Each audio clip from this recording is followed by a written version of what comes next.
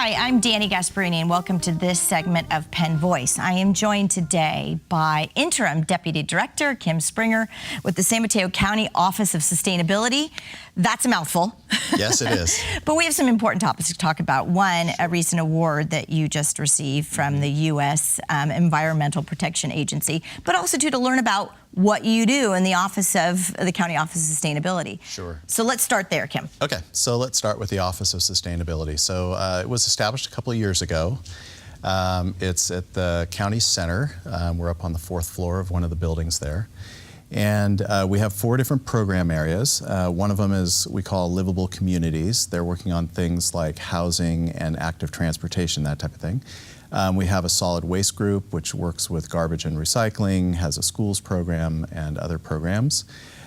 We also have a climate action, climate adaptation group, works on some of the county climate initiatives, and is also working on things like sea level rise. And then a group that when I'm not the interim, I'm the program manager actually for the energy and water group. And I love how you, the county's approach to sustainability being a regional view and obviously even far-reaching. I know you have colleagues outside of the county as well, because every city is involved in housing and in waste reduction and in sustainability. And we're going to learn a lot more about energy sustainability and climate action plans and how you oversee what everyone's doing and help bring all of them together. Yeah, that's really true. All of these have become great regional issues with a lot of staff time and folks focusing on sustainability in general. Right.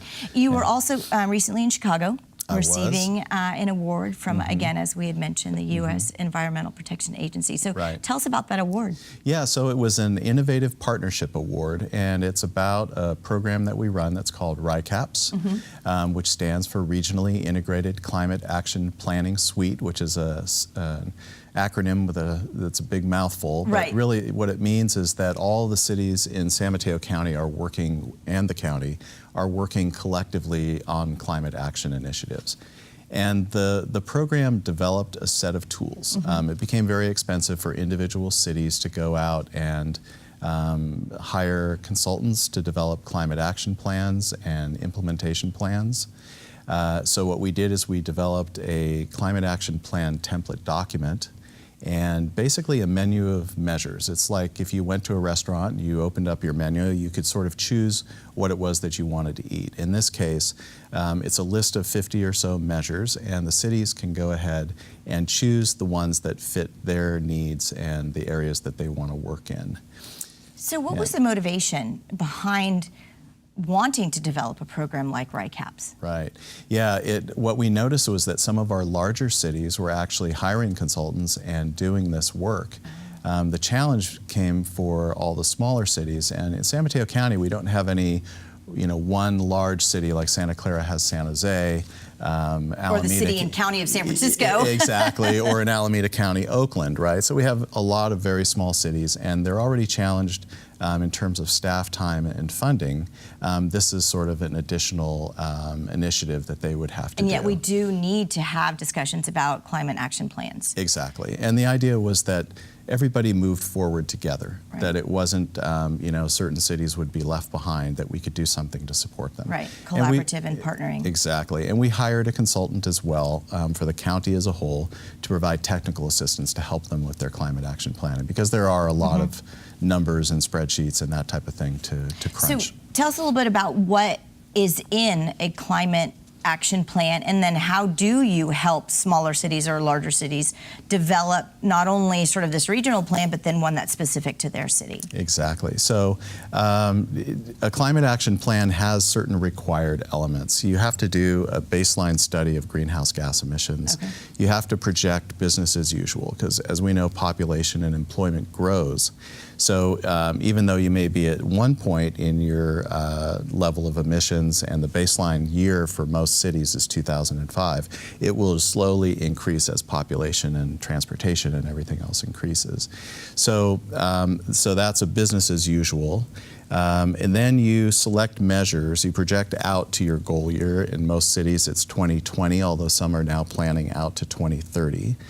You select measures that sort of collectively turn that growing curve downward towards your goal for those goal years. And that's where the menu of measures comes in. So would each city sort of determine their own unique goals? Because obviously they're all going to have different baselines from where they're starting. Right. Is that how you determine? And then who would be the end user of this plan? Right. So it's so in terms of choosing what kinds of things that they want to do. Again, it's from this menu of measures. Okay. But the users of there's a public process.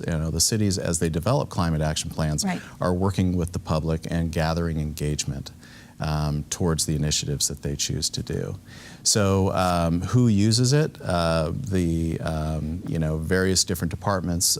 Certainly there's building and planning, so there may be initiatives in there that are focused around requirements for higher levels of energy efficiency as time goes on when new buildings are built. Got it.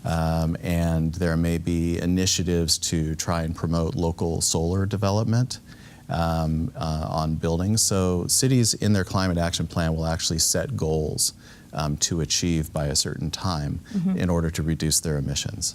And then is it the county's sort of goal, if you will, to then capture all of this information and sort of measure along the way to see how the end result will be what? Right.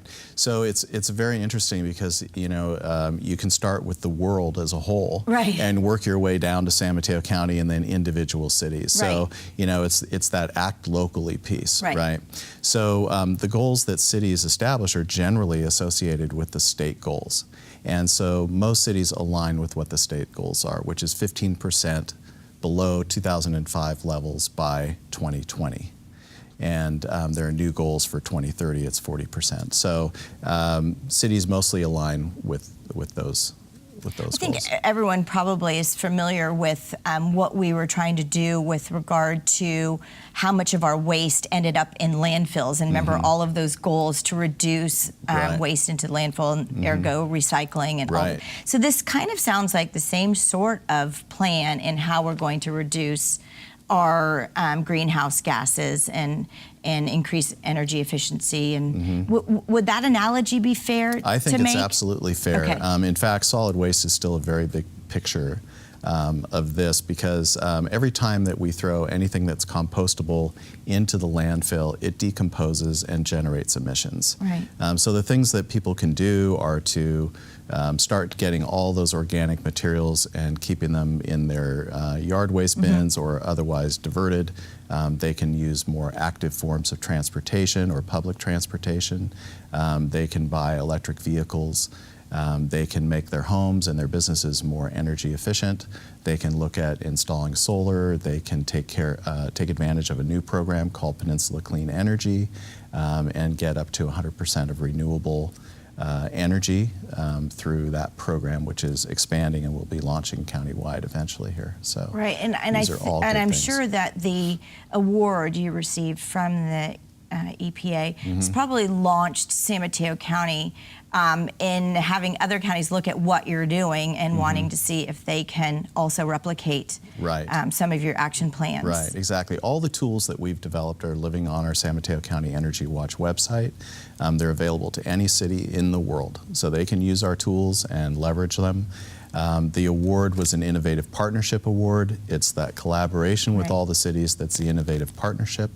And that's what we were awarded. And so a viewer sitting at home, they could jump on your website. What's the kind of information that they could garner from your website as well? Yeah, so the website contains information about all the programs that we offer.